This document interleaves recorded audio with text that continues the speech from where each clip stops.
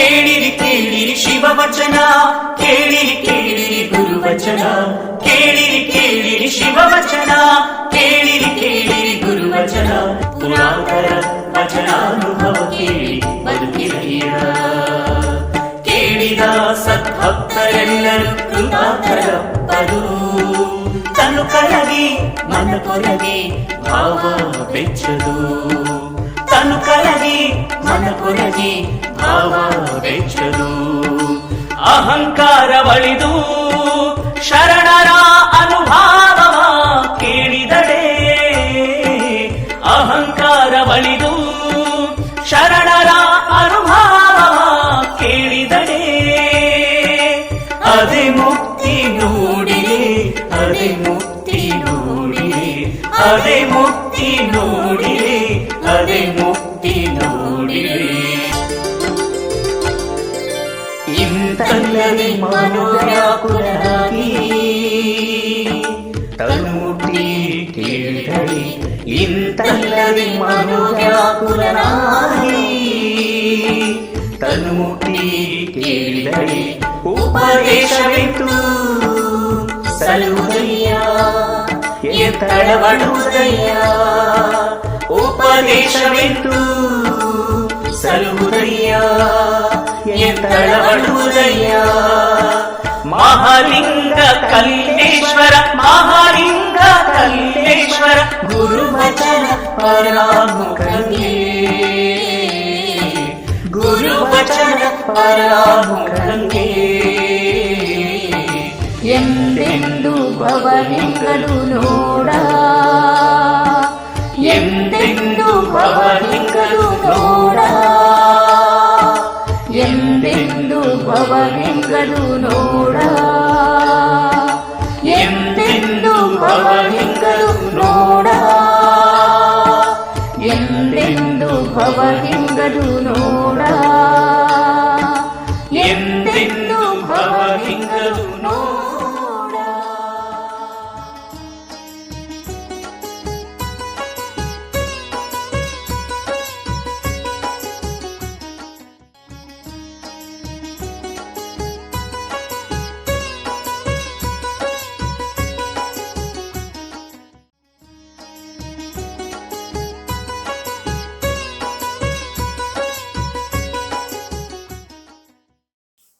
ಬೀಜ ಒಡೆದು ಮಳೆಯಂಕುರಿಸುವಾಗ ಎಲೆ ಎಲ್ಲಿದ್ದಿತ್ತು, ಎಲೆ ಸುಳಿಬಿಟ್ಟು ಕಮಲುವಾಗ ಶಾಖೆ ಎಲ್ಲಿದ್ದಿತ್ತು, ಶಾಖೆ ಒಡೆದು ಕುಸುಮ ತೋರುವಾಗ ಫಲವೆಲ್ಲಿದ್ದಿತ್ತು, ಫಲ ಬಲಿದು ರಸ ತುಂಬುವಾಗ ಸವಿಯಲ್ಲಿದ್ದಿತ್ತು, ಸವಿಯ ಸವಿದು ಪರಿಣತಗೊಂಬಾಗ ಅದೇ ತರೊದಗು. ಇಷ್ಟರಿ ನೀತಿಯ ನರಿ ಆತುರ ವೈರಿ ಮಾರೇಶ್ವರ. ಇದೊಂದು ನಗೆಯ ಮಾರಿತಂದೆಗಳ ವಚನ. ಶರಣರ ಬಹುತೇಕ ವಚನಗಳು ಪ್ರಶ್ನಾರ್ಥಕ ಚಿಹ್ನೆಯನ್ನೇ ಪ್ರಧಾನ ಮಾಡಿಕೊಳ್ತಾವೆ. ಪ್ರಶ್ನೆಯ ಮೂಲಕವೇ ಉತ್ತರ ಕಾಣುವ ಅಥವಾ ಪ್ರಶ್ನೆಯಲ್ಲೇ ಉತ್ತರ ಅಡಗಿಸಿರುವಂಥ ಪರಿ ಸಾಹಿತ್ಯ ಕ್ಷೇತ್ರದಲ್ಲೇ ಹೊಸ್ತು. ಅಂತೆಯೇ ನಗೆಯ ಮಾರಿತಂದೆಯ ಪ್ರಸ್ತುತ ವಚನ ಪ್ರಾರಂಭ ಆಗೋದೇ ಪ್ರಶ್ನೆಯ ಮೂಲಕ. ಅವರ ಕಾಯಕ ನೊಂದವರನ್ನು ನಗಿಸುವಂಥದ್ದು. ನಗು ಎಲ್ಲ ರೋಗಗಳಿಗೂ ಟಾನಿಕ್ಕು. ನಗುವಿನ ಮೂಲಕ ಇಹ ಮತ್ತು ಪರದ ಚಿಂತನೆಗೆ ದಾರಿ ಮಾಡಿಕೊಡ್ತಾರೆ. ಈ ವಚನದಲ್ಲಿ ಎಲ್ಲಿದ್ದಿತ್ತು ಅನ್ನುವಂಥ ಪ್ರಶ್ನೆ ಪ್ರಧಾನ. ಅವ್ರು ಕೊಡುವಂಥದ್ದು ಒಂದು ವೃಕ್ಷದ ನಿದರ್ಶನ. ಒಂದು ಮರ ಸಮೃದ್ಧವಾಗಿ ಬೆಳೆದು ಅದರ ಬದುಕನ್ನು ಸಾರ್ಥಕ ಮಾಡಿಕೊಳ್ಳಲಿಕ್ಕೆ ಉತ್ತಮವಾದಂಥ ಬೀಜ ಬೇಕು. ಆ ಬೀಜ ಮೊಳಕೆ ಒಡೆದು ಮೈತುಂಬ ಎಲೆಗಳನ್ನು ತುಂಬಿಕೊಳ್ಬೇಕು. ಎಲೆಯಿಂದಲೇ ಬೇರೆ ಬೇರೆ ರೆಂಬೆ ಕೊಂಬೆಗಳು ಹೊರಬರಬೇಕು. ಆ ರೆಂಬೆ ಕೊಂಬೆಗಳಲ್ಲಿ ಎಲೆ ಹೂವಾಗಿ ಫಲ ಬಿಡಬೇಕು. ಆ ಫಲವನ್ನು ಜನರು ಸವಿಬೇಕು. ಆಗಲೇ ಮರದ ಜೀವನ ಸಾರ್ಥಕ. ಇಲ್ಲಿ ಅವರು ಮುಖ್ಯವಾಗಿ ಕೇಳುವಂಥ ಪ್ರಶ್ನೆ, ಬೀಜ ಮೊಳಕೆಯೊಡೆದು ಪುಟ್ಟ ಪುಟ್ಟ ಎಲೆಗಳನ್ನು ಬಿಡುವಾಗ ಆ ಬೀಜ ಎಲ್ಲಿತ್ತು? ಆ ಎಲೆಗಳು ವೃದ್ಧಿಯಾಗಿ ರೆಂಬೆ ಕೊಂಬೆಗಳಾಗುವಾಗ ಆ ಎಲೆಗಳು ಎಲ್ಲಿತ್ತು? ಆ ರೆಂಬೆ ಕೊಂಬೆಗಳು ವಿಸ್ತರಿಸಿಕೊಂಡು ಹೂ ಬಿಡುವಾಗ ಅದರ ಫಲ ಎಲ್ಲಿ ಅಡಗಿತ್ತು? ಫಲ ಬಲಿತು ಅದರೊಳಗೆ ರಸ ತುಂಬಿದಾಗ ಸವಿ ಎಲ್ಲಿ ಅಡಗಿತ್ತು? ಆ ಸವಿಯನ್ನು ಸವಿದು ಪರಿಣತಗೊಂಡಾಗ ಅದೇ ತರೊದಗು ಅನ್ನುವಂಥ ಒಗಟನ್ನು ಬಿಡಿಸಿ ಅನ್ನುವ ರೀತಿಯಲ್ಲಿ ಈ ವಚನ ಇದೆ. ಒಂದು ವೃಕ್ಷದ ಮೂಲಕ ಏನೆಲ್ಲ ಪ್ರಶ್ನೆಗಳನ್ನು ತಾರ್ಕಿಕವಾಗಿಯೇ ಕೇಳಿದ್ದಾರೆ. ಮರ ಎಂದಾಕ್ಷಣ ಅದಕ್ಕೆ ಒಂದು ಬೀಜ ಬೇಕು. ಬೀಜ ಇಲ್ಲದೆ ಮರವನ್ನು ಕಲ್ಪಿಸಿಕೊಳ್ಳಲಿಕ್ಕೆ ಆಗಲ್ಲ. ಆ ಬೀಜ ಅಂಕುರಿಸಿ ಎಲೆ ಬಿಡುವಾಗ ಆ ಎಲೆಗಳು ಎಲ್ಲಿ ಅಡಗಿದ್ದು ಅನ್ನುವಂಥ ಪ್ರಶ್ನೆಯ ಮೂಲಕವೇ ವಚನ ಪ್ರಶ್ನೆಗಳ ಸುರಿಮಳೆಗೆ ಕಾರಣ ಆಗುತ್ತೆ. ಆ ಎಲೆ ಬೀಜದಲ್ಲೇ ಅವ್ಯಕ್ತವಾಗಿತ್ತು, ಹೀಗೆ ಯಾರಾದರೂ ಹೇಳ್ಬೋದು. ಮುಂದೆ ಆ ಎಲೆಗಳು ಹೆಚ್ಚಿ ಟೊಂಗೆ ಆಗುವಾಗ ಆ ಟೊಂಗೆ ಅಥವಾ ರೆಂಬೆ ಕೊಂಬೆಗಳು ಎಲ್ಲಿ ಅಡಗಿದ್ವು? ಅದಕ್ಕೂ ಉತ್ತರ ಎಲೆಯಲ್ಲೇ ಅಡಗಿದ್ದು ಅನ್ನುವಂಥದ್ದು. ಸರಿ, ಆ ರೆಂಬೆ ಕೊಂಬೆಗಳು ವಿಸ್ತರಿಸಿ ಹೂ ಬಿಡ್ತಾವಲ್ಲ, ಆ ಹೂಗಳು ಅರಳಿ ಫಲ ಬಿಡಲಿಕ್ಕೆ ಕಾರಣವಾಗ್ತಾವಲ್ಲ, ಆ ಫಲ ಎಲ್ಲಿದ್ದು? ಇದಕ್ಕೂ ಉತ್ತರ ಹೂವಿನಲ್ಲೇ ಫಲ ಅವ್ಯಕ್ತ ಆಗಿತ್ತು ಅನ್ನುವಂಥದ್ದು.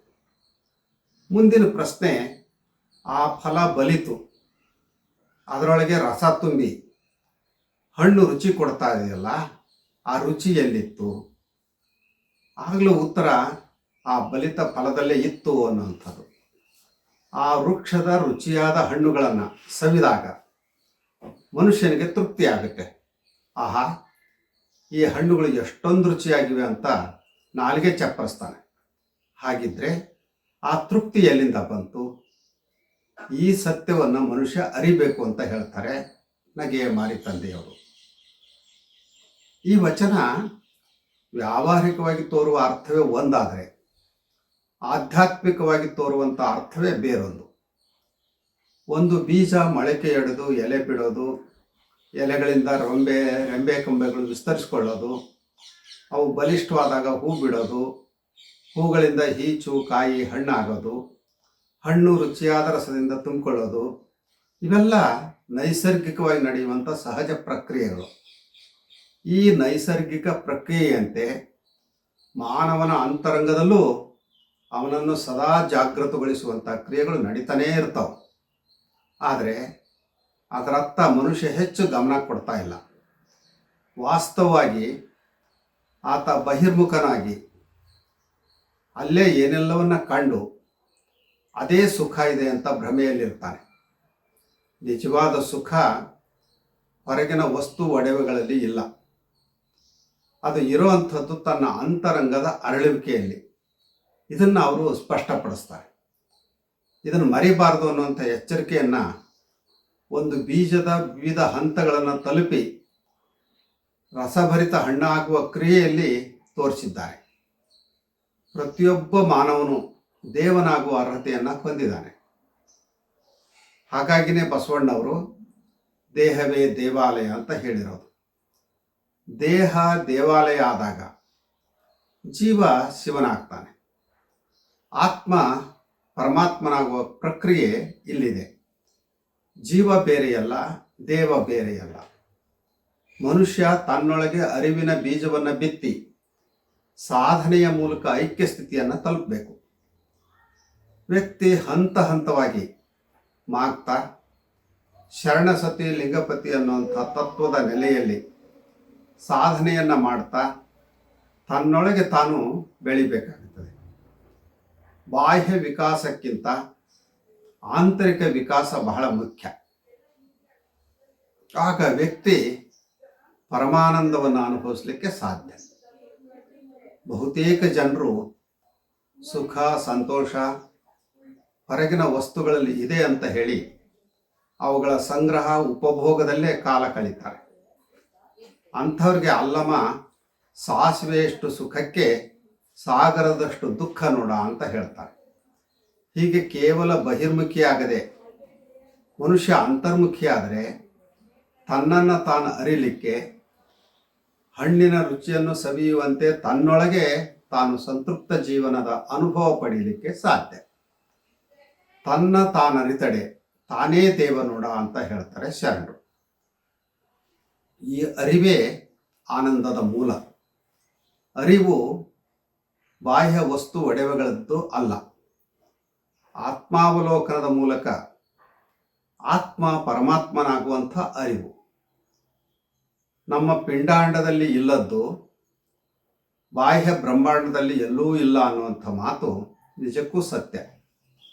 ಈ ಸತ್ಯವನ್ನು ಅರಿತು ಬೀಜ ವೃಕ್ಷ ನ್ಯಾಯದಂತೆ ಮನುಷ್ಯ ತನ್ನೊಳಗೆ ತಾನು ಪ್ರವೇಶಿಸಬೇಕು. ಹೀಗೆ ಪ್ರವೇಶಿಸುವಲ್ಲಿ ಕಾಮಾದಿ ದುರ್ಗುಣಗಳು ಅಡ್ಡಿಯೊಡ್ತಾವೆ. ಅವುಗಳನ್ನು ಅರಿವಿನ ಮೂಲಕವೇ ಗೆದ್ದು ಪರಿಪೂರ್ಣ ವ್ಯಕ್ತಿತ್ವವನ್ನು ಪಡಿಬೇಕು ಅನ್ನುವಂಥದ್ದು ನಗೆಯ ಮಾರಿತಂದೆಯವರ ಸಂದೇಶ.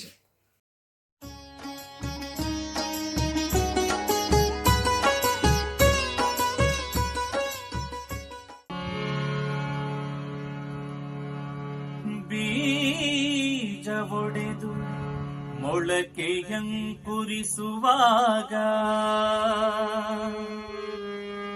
ಎಲೆಗೆಲ್ಲಿದ್ದಿತ್ತು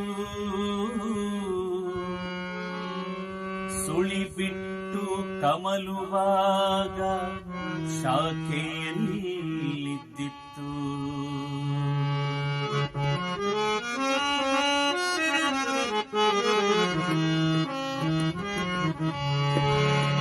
ಬೀಜ ಒಡೆದು ಮೊಳಕೆಯಂಕುರಿಸುವಾಗ ಎಲೆಗೆಲ್ಲಿತ್ತು. ಬೀಜ ಒಡೆದು ಮೊಳಕೆಯಂಕುರಿಸುವಾಗ ಎಲೆಗೆಲ್ಲಿತ್ತು.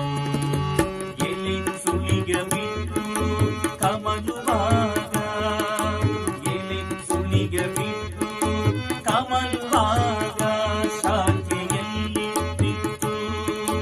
ಶಾಖೆ ಒಡೆದು ಕುಸುಮ ತೋರುವಾಗ ಫಲವಿಲ್ಲಿದ್ದಿತ್ತು.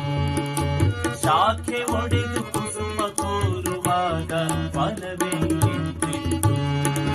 ಬೀಜ ಒಡೆದು ಮೊಳಕೆಯಂಕುರಿಸುವಾಗ ಎಲೆಗೆಲ್ಲಿದ್ದಿತ್ತು. ಬೀಜ ಒಡೆದು ಮೊಳಕೆಯಂಕುರಿಸುವಾಗ ಎಲೆಗೆಲ್ಲಿದ್ದಿತ್ತು.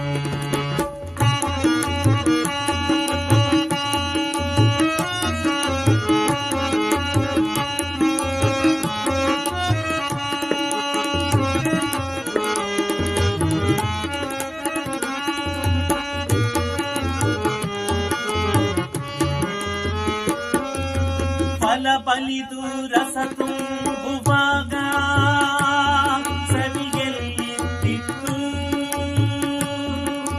ಫಲ ಬಲಿದು ರಸ ತುಂಬುವಾಗ ಫಲವೆಲ್ಲಿದ್ದಿತ್ತು.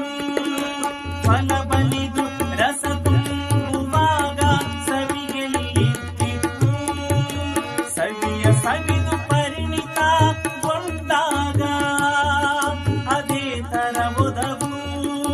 ಸವಿಯ ಸವಿದು ಪರಿಣಿತಗೊಂಡಾಗ ಅದೇ ತರ ಒದವು. ಇಷ್ಟರೀ ನೀತಿಯನರಿ, ಇಷ್ಟರೀ ನೀತಿಯನರಿ. ಆತುರವೈರಿ ಮಾರೇಶ್ವರ,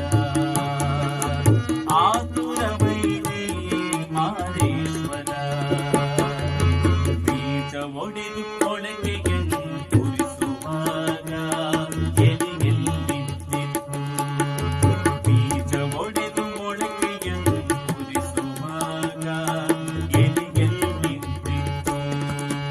ಎಲೆ ಸುಳಿಯ ಬಿಟ್ಟು ಕಮಲುವಾಗ ಶಾಖೆಯಲ್ಲಿದ್ದಿತ್ತು. ಎಲೆ ಸುಳಿಯ ಬಿಟ್ಟು ಕಮಲುವಾಗ ಶಾಖೆಯಲ್ಲಿತ್ತು. ಶಾಖೆ ಒಡೆದು ಕುಸುಮ ತೋರುವಾಗ ಫಲವಿಲ್ಲಿದ್ದಿತ್ತು. ಶಾಖೆ ಒಡೆದು ಕುಸುಮ ತೋರುವಾಗ ಫಲವಿಲ್ಲಿದ್ದಿತ್ತು. ಬೀಜ ಒಡೆದು ಮೊಳಕೆ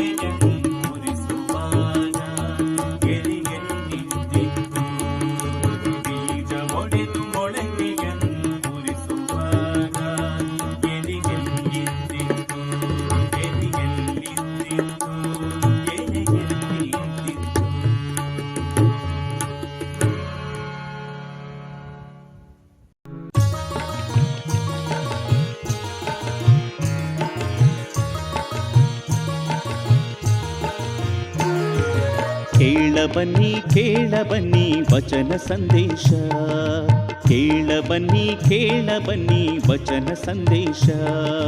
ಬಸವಾದಿ ಶರಣರ ಜೀವನ ಸಂದೇಶ, ಬಸವಾದಿ ಶರಣರ ಜೀವನ ಸಂದೇಶ.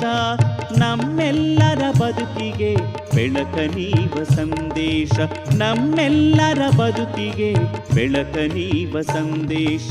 ಅನುಭಾವಿಗಳ ಅನುಭಾವದ ಸಂದೇಶ, ಅನುಭಾವಿಗಳ ಅನುಭಾವದ ಸಂದೇಶ, ಅನುಭಾವಿಗಳ ಅನುಭಾವದ ಸಂದೇಶ, ಅನುಭಾವಿಗಳ ಅನುಭಾವದ ಸಂದೇಶ.